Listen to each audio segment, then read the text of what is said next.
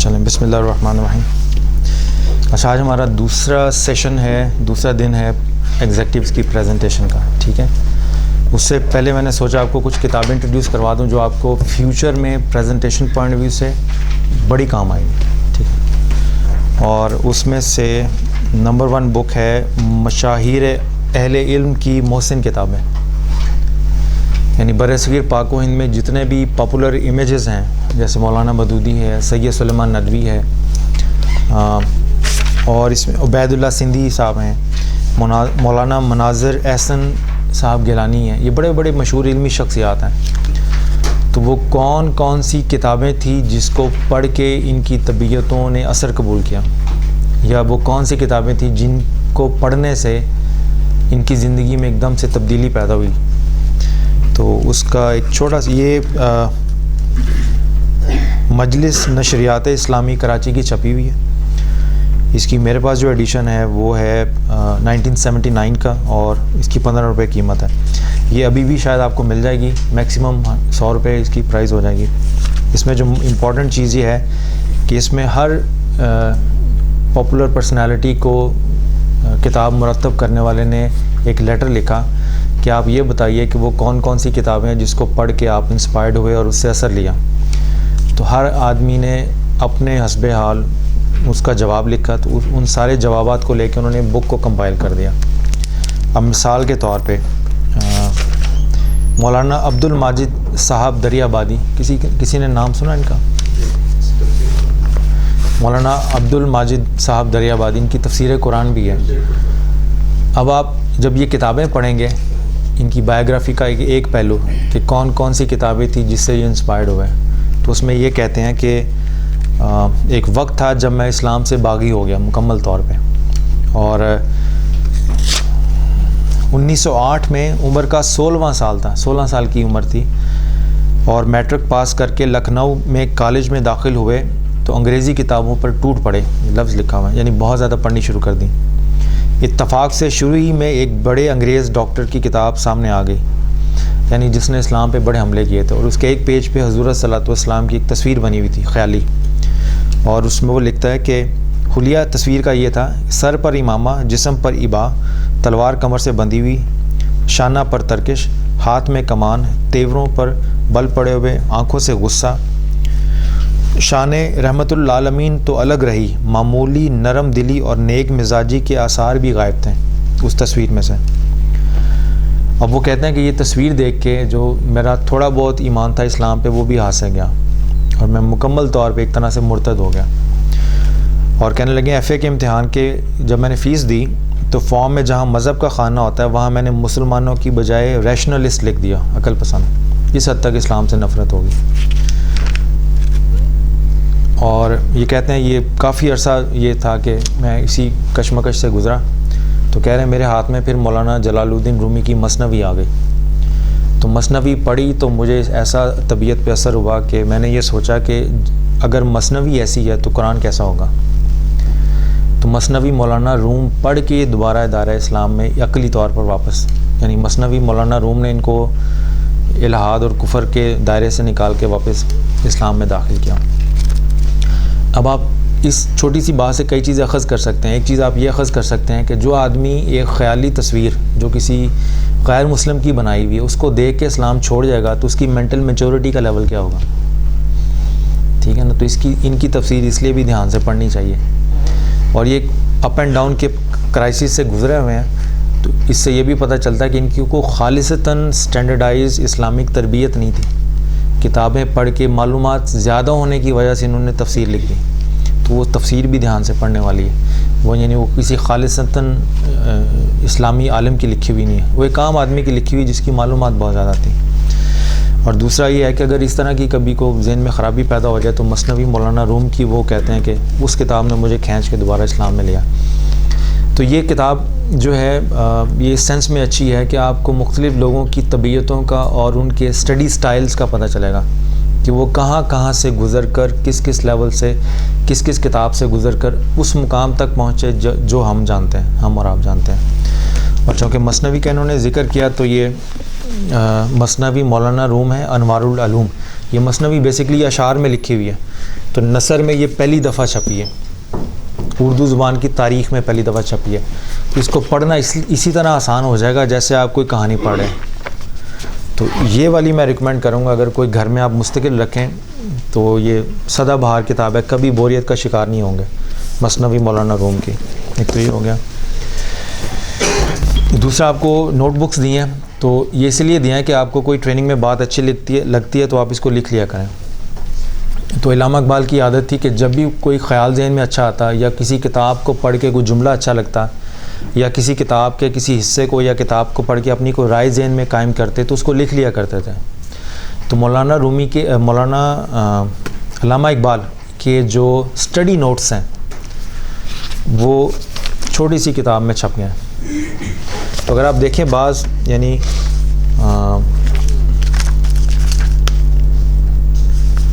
بالکل half page سے بھی کم نوٹ ہیں, شاعری اور منطقی صداقت, یعنی بعض ایسے چھوٹے چھوٹے علامہ اقبال کے ہاتھ کے لکھے ہوئے نوٹس ہیں جو بڑی بڑی کتابوں سے بہتر ہیں. تو جب آپ کے اسٹڈی نوٹس آج سے آپ اپنے اسٹڈی نوٹس کو پریزرو کرنا شروع کریں گے اور مستقبل میں جب آپ کسی مقام پہ ہوں گے اور اگر آپ نے واقعی کوئی اچیو کیا ہوگا تو آپ کے اسٹڈی نوٹ چھپ جائیں گے. جب آپ کے چھپیں گے تو آئندہ آنے والی نسلیں پھر آپ کے اسٹڈی نوٹ سے آپ کی طبیعت کو آئیڈینٹیفائی کرنے کی کوشش کریں گی, اور اگر آپ کے اسٹڈی نوٹس کوئی ویلیو رکھتے ہوئے تو اس سے سبق بھی حاصل کریں گی. یعنی علامہ اقبال کے خطبات پڑھنے کی بجائے اگر آپ یہ چھوٹے چھوٹے اسٹڈی نوٹس پڑھ لیں علامہ اقبال کے تو اس سے بھی بہت زیادہ فائدہ آپ کو مل جائے گا. شذرات فکر اقبال, اس کا انگلش ٹرانسلیشن بھی آیا ہوا ہے, تھاٹس آف علامہ اقبال کے نام سے غالب. یہ مجلس ترقی ادب کے نام سے ہے. اس کو کمپائل کیا ڈاکٹر جسٹس جاوید اقبال نے, ان کے بیٹے نے, اور ترجمہ کیا ہے انگریزی سے اردو میں ڈاکٹر افتخار احمد صدیقی صاحب نے. تو یہ بھی پڑھنے والی کتاب ہے. اسی طرح ارباب علم و کمال اور پیشہ رزق حلال, یہ ان علماء کرام کی بایوگرافیز ہیں چھوٹی جو علم کے ساتھ ساتھ مختلف شعبوں سے بھی وابستہ تھے. تو اس میں ایسے اسکالرز علماء کرام ہیں جو محدث گزرے ہیں, جو مفسر گزرے ہیں, مگر روزمرہ کام میں کوئی بچری میں تھا, قصاب میں تھا, کوئی سویٹ مین تھا, کوئی بیکری مین تھا. اس میں لکھا ہوا ہے کوئی لوہاروں کا کام کرتا تھا, کوئی درزی تھا, اور کوئی موچی تھا. تو اس کی انہوں نے کیٹاگرائز کر دیا کہ موچیوں کا کام کرنے والے یعنی صبح سے شام وہ اپنی دکان پہ جوتے مرمت کرتے اور رات کو فقہ اور حدیث پڑھاتے.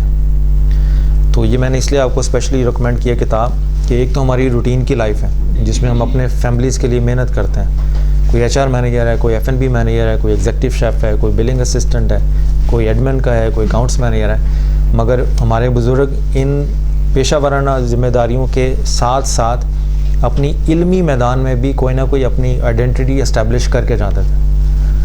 یعنی وہ کوئی اگر ایچ آر مینیجر ہے تو ایچ آر مینیجر ہی نہیں ہوتا تھا, بلکہ اس کے ساتھ ساتھ وہ اپنی کسی علمی فیلڈ میں اپنا کوئی مقام بھی پیدا کرتا تھا اور اپنے آپ کو آئیڈینٹیفائی بھی کرواتا تھا. تو یہ اس حوالے سے بہت اچھی کتاب ہے. اسی طرح یہ امت مسلمہ کے محسن علماء کرام, یہ وہ اسکالرز ہیں اسلامک ہسٹری کے جنہوں نے صرف علم کی خدمت کرنے کے لیے جان بوجھ کے شادی نہیں کی پوری عمر. تفسیر کشاف ہے, اور ان کے لکھنے والے جو علامہ ہیں ان کے متعلق یہ تھا کہ انہوں نے خود شادی نہیں کی, کہ شادی کرتے تو بیوی اور بچوں کے جو مصروفیات میں سے وہ ٹائم اپنا آپ کا لے لیتے ہیں, اس ٹائم کو بھی انہوں نے سوچا کہ اسلام کی خدمت میں اور علوم کی خدمت میں لگائیں. تو اس میں وہ سارے اسکالرز کی آپ بیتیاں ہیں جنہوں نے صرف اسلام کی خدمت کرنے کے لیے نالج کے میدان میں کبھی زندگی میں شادی نہیں کی. تو وہ کہتے ہیں ہماری کتابیں اور ہمارا جو علم ہے یہی ہماری اولاد ہے. یہ بھی اچھی ہے بک. یہ ہے ہادی عالم محمد ولی رازی. یعنی آپ کو ذکر کیا تھا میں نے کہ اردو زبان میں کچھ لکھنا اور پھر اردو زبان میں ایک جملہ ایسے لکھنا کہ اس کے کسی بھی جملے میں کسی جگہ بھی کوئی نقطہ نہ لگتا ہو. تو یہ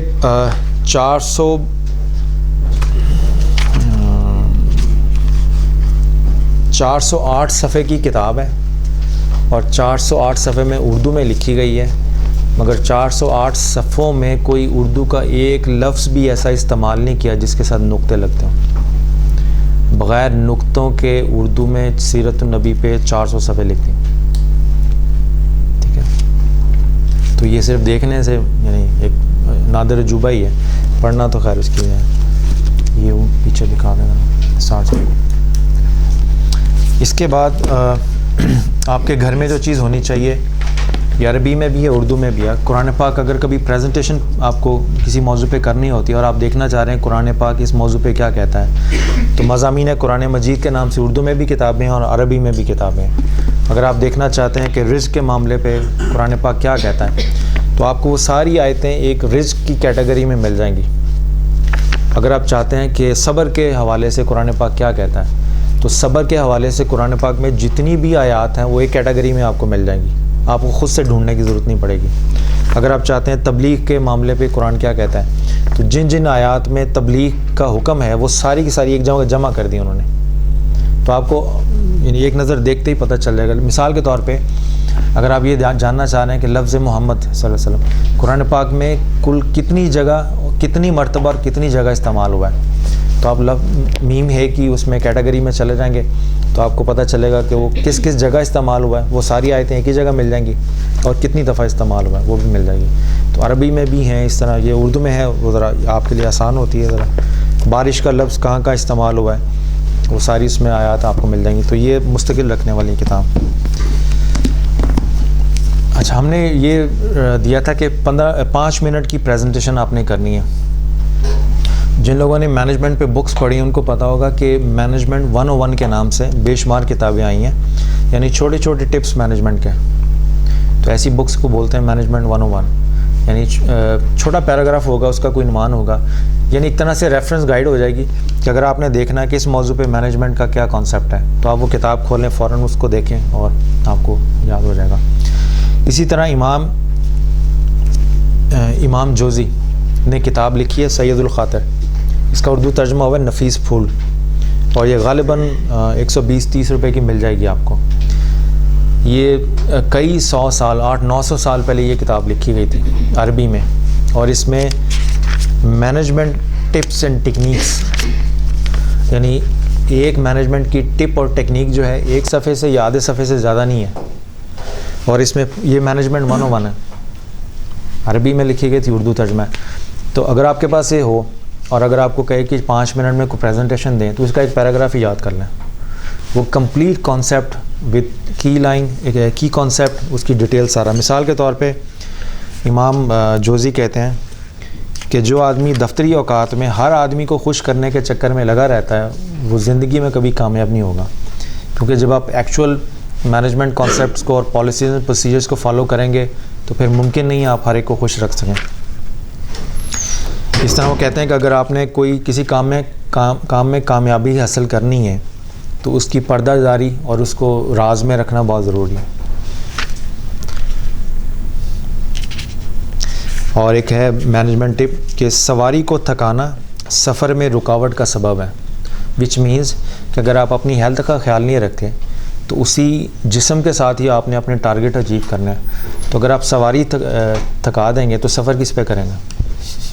تو اس طرح کے چھوٹے چھوٹے ٹپس ہیں, یہ گھر میں رکھیں, بچوں کے لیے بھی اچھی ہے اور آپ کو بھی بڑی یعنی ایزی ریڈنگ کے لیے ہے, بجائے کہ آپ ان ڈیپتھ انالیسس میں جائیں.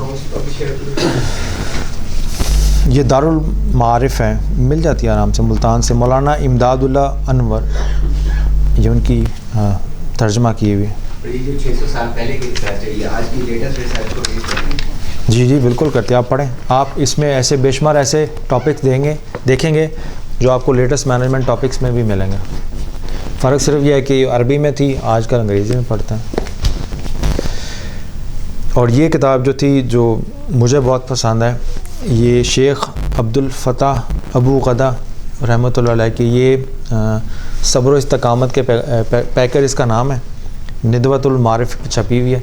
یہ انہوں نے مصر میں جامعہ الازہر میں جب اپنے اسٹوڈنٹس کو ریڈنگ سکلز کے اوپر لیکچر دیے تھے تو ان کو یہ خیال آیا کہ ہم یہ دیکھیں کہ ہمارے بزرگ کتابوں سے کس طرح محبت کیا کرتے تھے.